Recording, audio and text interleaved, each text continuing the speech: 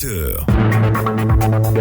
Merci d'écouter Radio Côte d'Ivoire à Nguino, dans le Morono sur les 88.4 FM. Bonjour à tous, bienvenue dans cette deuxième session de l'information.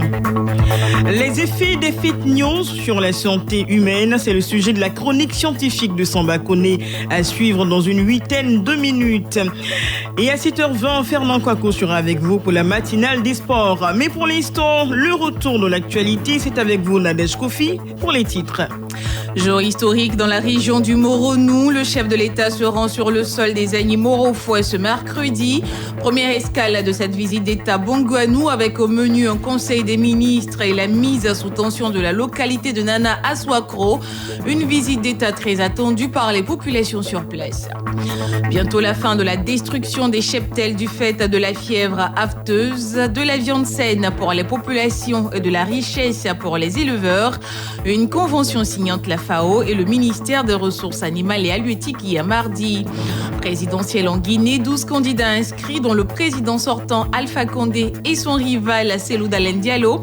La liste des candidats retenus publiée ce mercredi par la Cour constitutionnelle. Voilà pour les titres, mesdames et messieurs, merci de vous informer sur Radio Côte d'Ivoire. Bonjour à tous, bonjour Adessa. Bonjour Nadège Kofi, c'est aujourd'hui que le chef de l'État se rend dans la région du Moronou. Une visite d'État de 4 jours qui débute à Bongouanou avec un conseil des ministres et la mise sous tension de la localité de Nana Aswakro. Sur place, la mobilisation se fait sentir, à commencer par les chefs traditionnels pour qui ce rendez-vous avec le président Ouattara doit traduire la reconnaissance du peuple du Moronou. On écoute à ce propos le chargé de communication du roi du Moronou, Nanan Cabran Jean-Pierre. Nous devons beaucoup à son excellence, monsieur le président Alassane Ouattara. Le Moronou n'était pas érigé en région. Quand les chefs se sont réunis, Nanan Tewa II de la tribu Ajoadara, président de la coalition des chefs des tribus, avec des cadres, ont entrepris de faire des démarches auprès de son excellence le président de la République. Il a vu le bien fondé d'ériger le Moronou en entité administrative, en région. Nous lui devons ça. C'est pourquoi la mobilisation sera sans faille pour lui dire merci, président, pour l'érection du Moronou en région administrative. Et l'intérêt du Moronou, c'est notre dénominateur commun. Si quelqu'un dit je viens pour vous aider à construire, écoutez, tous ceux qui vont s'opposer à ça, nous trouverons sur leur chemin. C'est notre devoir de faire en sorte que le président comprenne que nous sommes reconnaissants. Il est le premier président en exercice avait fait une visite d'État dans le Moronou. Pourquoi ne pas le recevoir? Nous serons là, vaille que vaille. Quels que soient les quelques soubresauts, non, nous on est déçus de ça. Le dossier du jour. Intéressons-nous à la situation des femmes dans le Moronou. Précisément celle d'Ara, une localité très agricole de la région qui vit une situation économique fragile. Dans ce dossier, Martha Kissi a rencontré des productrices et commerçantes du vivrier, des femmes qui racontent leur calvaire. Elles sont pour la plupart seules à subvenir aux besoins de la famille, une responsabilité pas toujours évidente. Ici, à Ara, les femmes tirent leurs ressources du travail de la terre. Chaque année, elles cultivent une dizaine de tonnes de manioc qui constituent le poumon de leurs activités. Organisées en coopérative, il y a quelques années, 1001 femmes ont bénéficié du fonds FAPSI. Mais jusqu'à présent, difficile pour elles de sortir de la précarité, souligne la présidente départementale des femmes d'Ara, Marie-Josée Koné.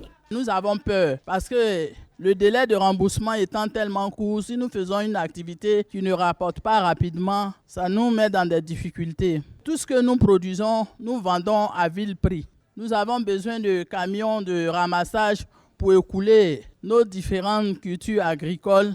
Nous avons surtout besoin d'une usine de transformation de manioc et aussi la réfection de la maternité qui date depuis les indépendances. Le circuit d'écoulement de marchandises, un véritable parcours du combattant pour les femmes grossistes commerçantes du vivrier d'Ara.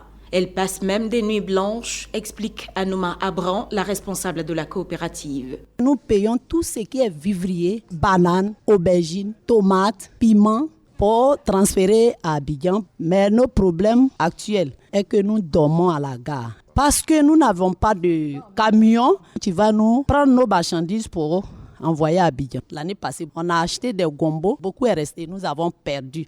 Jusqu'à présent, nous devons même au fonds FAFSI. En plus de leur autonomisation, les femmes luttent bénévolement pour rendre propre leur cadre de vie et être en bonne santé. Au quartier Bédié d'Ara, elles initient une fois par semaine des opérations coups de balai. Assoa Adja Odette, nous on balaye notre quartier chaque samedi, tout propre. Donc, que nous, les femmes du quartier Bédié, on veut des brouettes et puis des tricites, des râteaux, des bottes, des machettes. Il y a des coins, on nettoie, des gants, tout ça là. On a besoin dans notre quartier Bédié. Et si l'émergence était une femme? L'intitulé de ce rapport de la Banque mondiale traduit bien le souhait des femmes d'Ara. Martha Kissi, Bongouanou, Radio Côte d'Ivoire.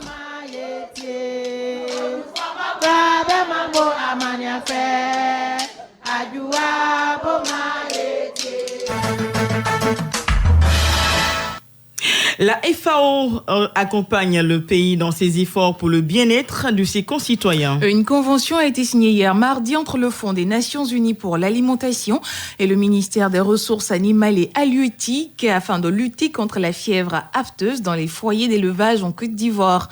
Un appui financier qui vient garantir la santé animale et l'hygiène publique vétérinaire.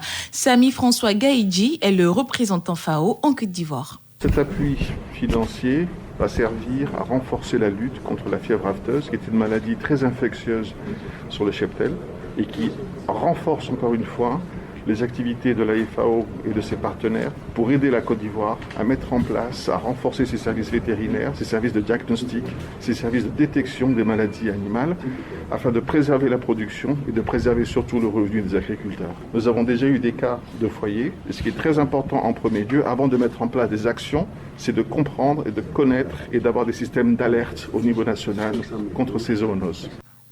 On parle de signature de coopération au ministère de l'Enseignement supérieur et de la recherche scientifique. Un protocole entre l'université Peleforogon Coulibaly de Korogo, l'Institut national polytechnique Félix Houphouët-Boigny de Yamoussoukro et l'université de Parma d'Italie. Au nom des deux institutions, le président de l'université Peleforogon Coulibaly revient sur l'apport ivoirien. Professeur Coulibaly Adama est au micro de Denise de la Fafiette. Nous sommes heureux de signer cet accord de coopération avec l'université de Parme pour bénéficier donc de la riche expérience donc de cette université en matière de recherche, en matière de formation, en matière de transformation de nos agro-ressources. Il y a une ressource locale présentant beaucoup de vertus, je vais parler du karité. Nos chercheurs ont pu faire en sorte que il y a un raccourcissement du temps de production. Il fallait 15 ans pour que le plant commence à produire. Nous avons ramené ce temps-là à 4 ans. L'INP, c'est notre institut qui trouve en son sein aussi bien des compétences dans le domaine de la transformation des produits agro-industriels, dans le domaine de la conservation, et pas mal d'équipes techniques existent à ce niveau. On part à Lakota, un cadre du village de Gogné, localité située à 20 km de la ville, offre un collège aux populations de son village. Selon le donateur, son action vise à rapprocher l'école des élèves. En effet, les enfants de Gogné étaient obligés de parcourir plusieurs kilomètres pour se rendre à l'école dans les localités environnantes. Dalougou d'Alféobli est au micro de Gervais Amani. Le problème que nous, en tant qu'anciens élèves du canton, nous avons vécu, je n'ai pas voulu que nos enfants qui viennent vivent les mêmes réalités. C'est pourquoi j'ai fait ce collège pour résorber tous les problèmes au niveau social, au niveau scolaire. Parce que on constate que non seulement dans le canton, mais particulièrement dans le village, il y a des enfants qui ont été affectés, soit à Gagnoa, soit à Lakota, soit à Zikiso, et qui se retrouvent sans tuteur. Nombreuses sont les filles qui sont tombées enceintes et qui ont abandonné l'école. Nombreux sont les jeunes gens qui se sont donnés à des pratiques de drogue parce que les parents sont très éloignés. Et cela m'a amené à penser école, à penser développement. Dans l'actualité, hors de nos frontières, 6 partis pour la présidentielle en Guinée. La date limite pour le dépôt des candidatures a clôturé depuis hier, mardi. Au total, 10 hommes et 2 femmes ont fait acte de candidature, dont le président sortant, Alpha Condé, et Cellou Dalein Diallo, son principal opposant depuis 2010. Les 2 dames, Makale Sylla et Makale Traoré, sont toutes 2 anciennes ministres. La liste des candidatures retenues sera publiée ce mercredi par la Cour constitutionnelle. Au Soudan, les inondations meurtrières meurtrières ont fait plus de 500 000 personnes déplacées. Le Haut Commissariat des Nations Unies pour les réfugiés s'est associé aux Émirats arabes unis pour venir en aide aux victimes et ont envoyé 100 tonnes de matériel de secours. Une centaine de personnes ont déjà perdu la vie et plus de 100 000 maisons ont été détruites. La situation pourrait bien s'aggraver car des pluies plus abondantes sont attendues d'ici la fin de ce mois de septembre. On s'arrête sur cette information. Retenez pour l'essentiel que c'est un jour historique dans la région du Moronou. Le chef de l'État se rend sur le sol des Agni Morofoué ce mercredi. Première escale de cette visite d'État Bongouanou avec au menu un conseil des ministres et la mise sous tension de la localité de Nana à Souakro. Une visite d'État très attendue par les populations sur place.